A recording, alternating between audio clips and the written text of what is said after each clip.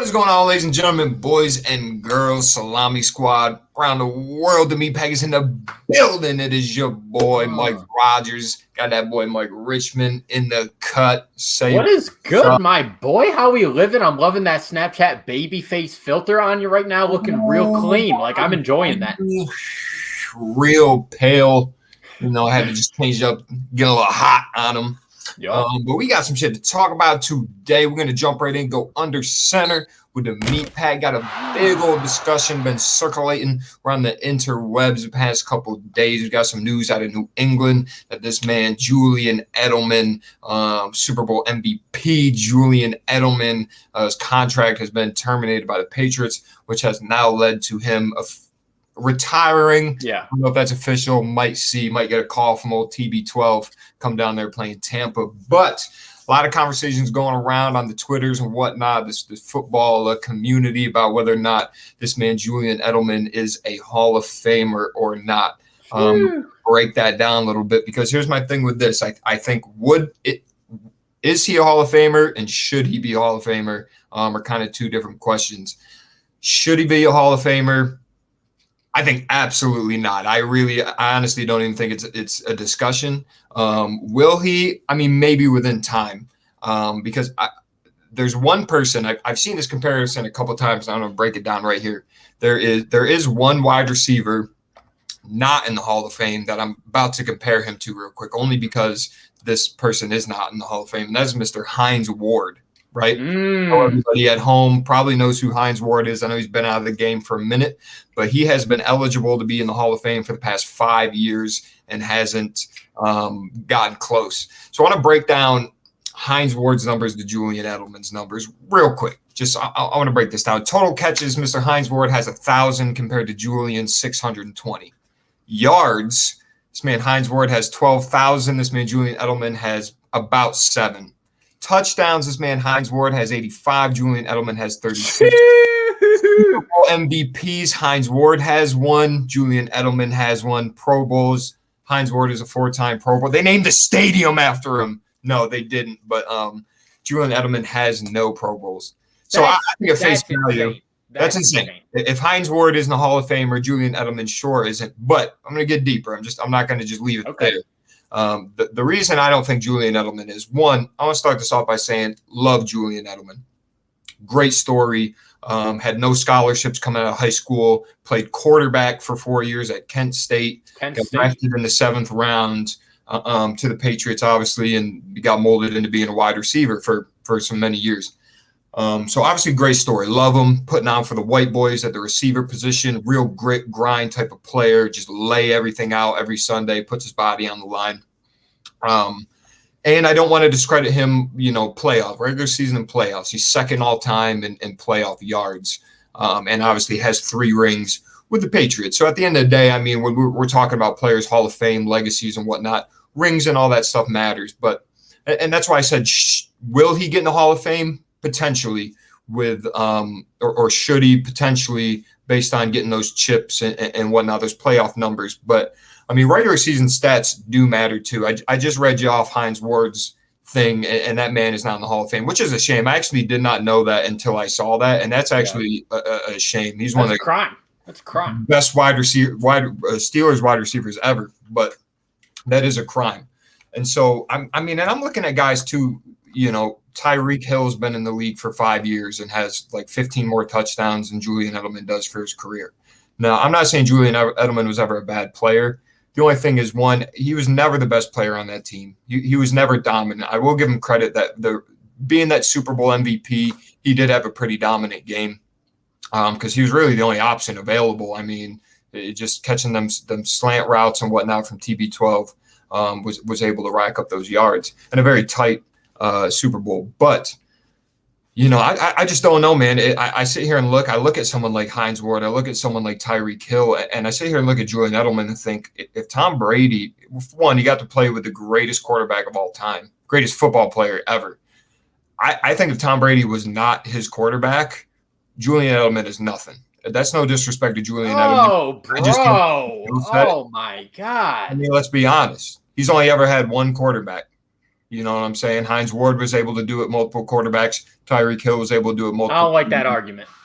I don't see how that's not a valid argument at all. He had the greatest quarterback of all time throwing to him for 10 years. And for sure, his regular season stats were shite. He was never dominant, never a big guy, could never take over a game. I think, that one Super Bowl. Disagree with that. What do you mean he can't take over a game? The one Super Bowl was the outlier. He's never been the best wide receiver on that team besides that year. Or no, because all the years with Gronkowski, Gronkowski was the best receiver on that team. For sure. So was Hernandez when he was in there. But all right, let me just get in my spiel a little bit here because I've been back and forth on this Hall of Fame debate. So when I first saw he retired, initial snap reaction, just immediately, I was like, yes, that's a dude. He's got the rings. Further investigation, doing my Googles, getting into the stats, immediately changed over to that no. And for the reasons that you said, looking at his regular season numbers, I'm just going to pull this graphic up one more time. I mean, today's receiver, like you just brought up Tyreek Hill, you're looking at arguably 2-3 seasons from Tyreek. You can put up those numbers. So I see your argument there for sure. But I think it's all the intangibles come together for this man right here. You got to respect players that buy into their organization. And let's not forget, he was part of that Patriots dynasty, which is arguably the greatest, football dynasty ever created. So keep that in mind. Take that with a grain of salt. But he did everything he was ever asked to do, showcase great hand skill and concentration, bro. And you said it, he's known for the quick slant. That's kind of his route, kind of where he eats. But there's so many times that ball gets bobbled and he's just right there concentrated, ready to do it. In my opinion, he is the best wide receiver to ever play the game. The best wide receiver bro, for real. And like you made this point earlier that he's not the number one receiver on that team, not the number one option. And I agree. And Patriots, their entire time with the exception of Randy Moss, they've been a tight end led organization. Their tight ends eat up there. That's just the system. That's the scheme. It works. But bringing it back around to this Hall of Fame conversation, to enter the Hall of Fame, you either have to have like crazy, insane numbers a la Calvin Johnson, or you have to do something that changes the game forever. And I honestly don't really think Julian Edelman did either of those things.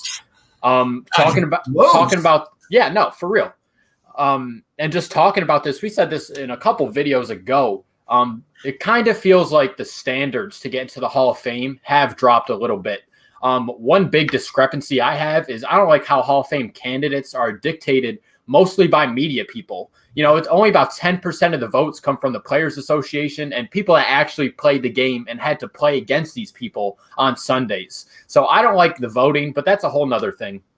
Julian Edelman, man, it's just a blue-collar, hardworking athlete. And, shout out to him for staying with the Pats the whole time.